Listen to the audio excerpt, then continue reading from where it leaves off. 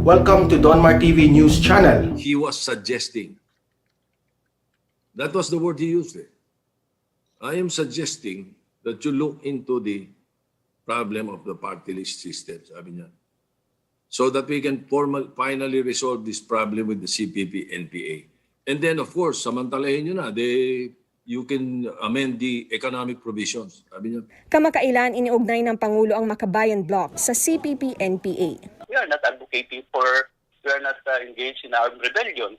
If they really think there's a problem, and we believe there's a big problem sa party list system because it is now being controlled by traditional politicians and dynasties, yun ang dapat natin i-amend. Para kay Garbin na isa ring party list representative, hindi na kailangang baguhin ang konstitusyon. Yun lang. Ang issue lang talaga ay some organizations, party list organizations, are perceived to be supporting these NPA rebels to bring down the government. And they also espouse violence.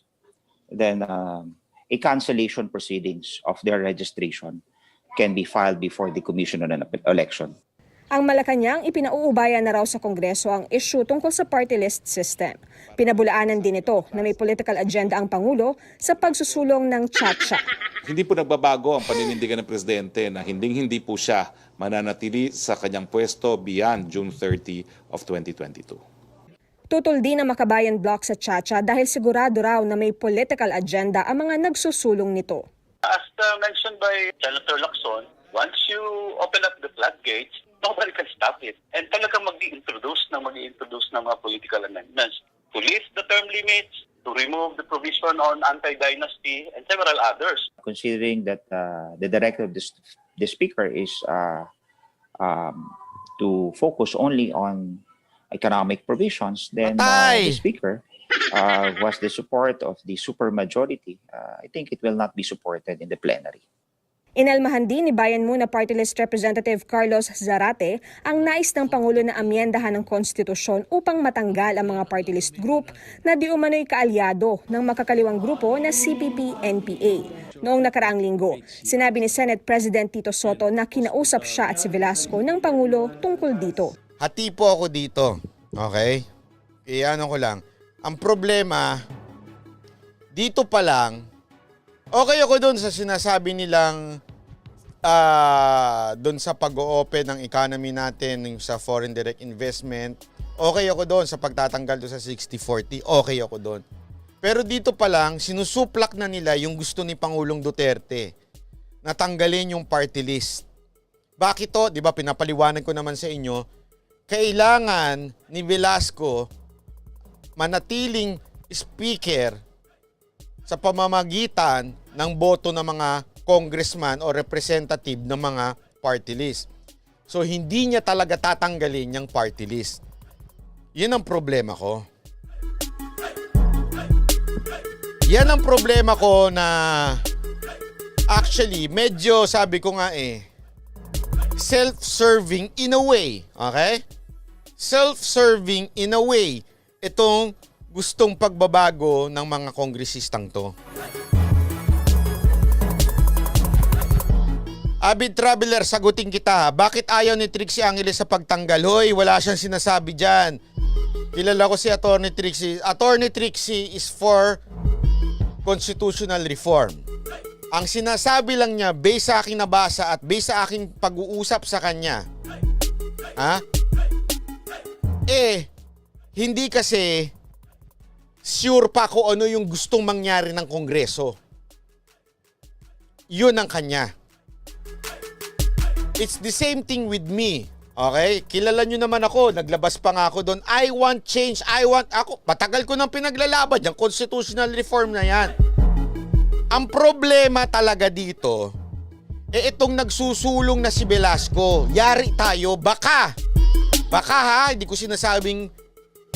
Kasi kung itong party list, hindi niya magalaw dahil sa politics sa Kongreso, kailangan niya ng mga kaalyadong party list congressman at pag tinanggal yan, hindi man matatanggal sa panahon ngayon, sa susunod, gayon pa man, magagalit yung mga congressman. at hindi niya kayang taluhin. Kasi nga, alam naman natin na isa sa mga wala si Velasco ay yung Nyak Bolts. Yan ho talaga problema ko dyan. Kasi ngayon pa lang yun, bukang bibig na nila eh. Bukang bibig na nila na wala silang planong tanggalin yung party list.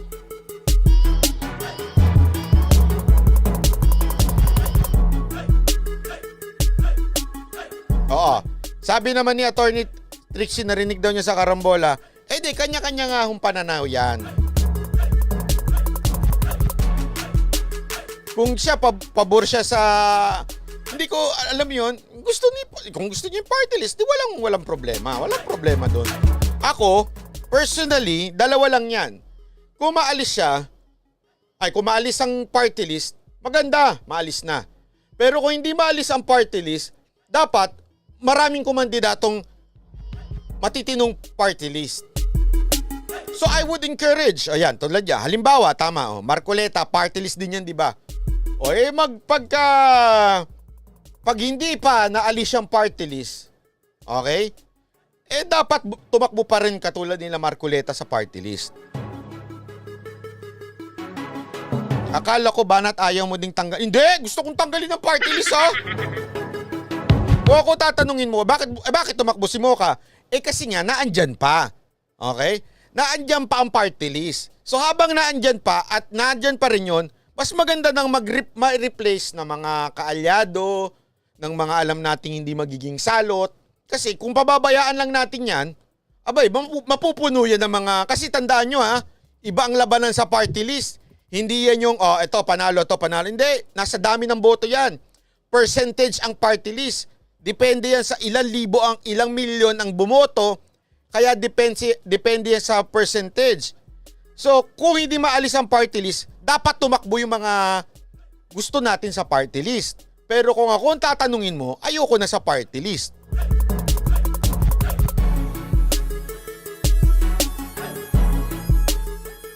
Ang problema mukhang hindi Mukhang hindi aalisin Sakit sa bangs. Kasi sabi nito isa, paano ng party people party list? Yun lang, wala na.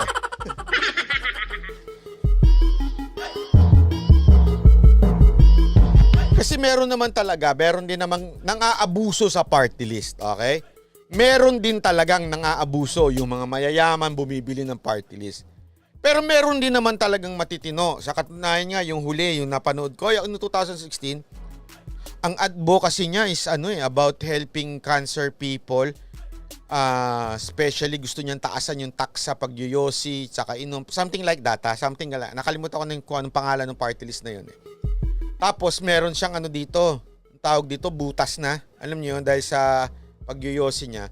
So tumatakbo talaga siya to advocate na para doon.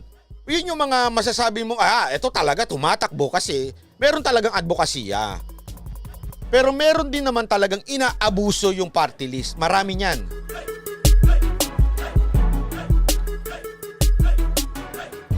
Pero gayon pa man, kung ako ang tatanungin ninyo, okay? Kahit hindi maisama sa party list, sana maitulak pa rin. Kahit hindi maisama yung yung changes sa party list, sana maitulak pa rin ng Kamara. Ewan ko lang kung gaano talaga nila itutulak yan o baka kwento-kwentuhan lang. Kasi sa tingin ko naman, okay, mas gugustuhin ko na yung may konting changes kesa naman sa wala at all. Gets nyo? Yun lang nga akin. Mas gugustuhin ko na yung, kahit sabi ko nga sa inyo, hindi ko man gusto to si Velasco, pero mas gugustuhin ko nang mag-succeed yung pinupush nilang, alam mo yun, change sa constitution, kahit ayaw nilang kahit halatang halata naman na ayaw nilang galawin yung party list. Diba? Ay nako. Sabi nito, si Mikey Macapagal na naging sikyo para maging representative ng mga ito. Ginagawa tayong tanga, no? Sarasaya.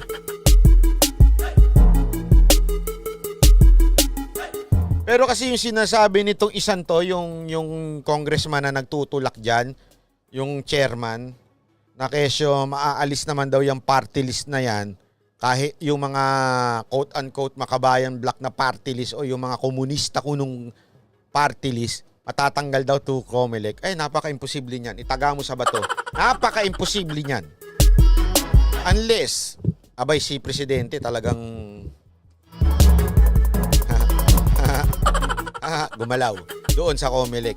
Eh, kaya lang remember, ang COMELEC po is hindi ho yan under ng hindi ho, alam ko hindi ho yan under ni Presidente.